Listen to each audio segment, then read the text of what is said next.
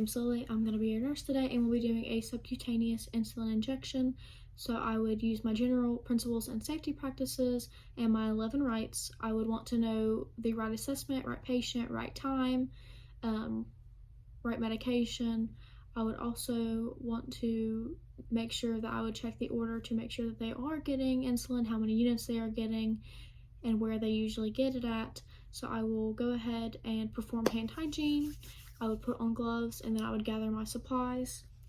So I would get my insulin syringe, my vial of insulin, and then also a alcohol wipe.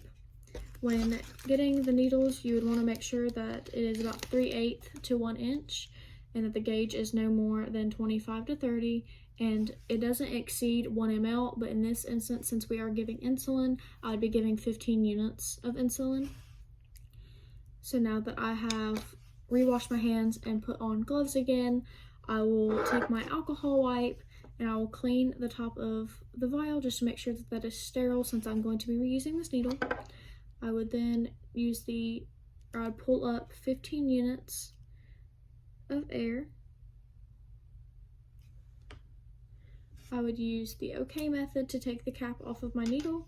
I would then inject it into the vial, inject the excess air, and flip it over. And I'd want to make sure when pulling up that I'm not pulling any air out of the vial, that I'm only pulling the liquid. And then I'd pull up a little bit more than 15 just so I can get rid of excess air and fluid.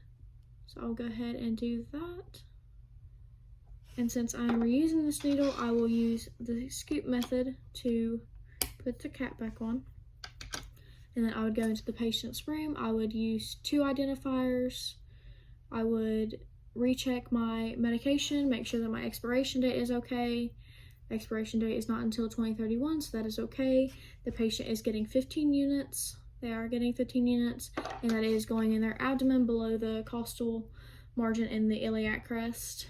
And so you would want that to be 2 inches away from the navel at all times whenever you're giving it in the abdomen.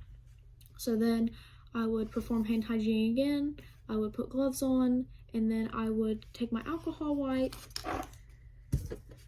and clean the area.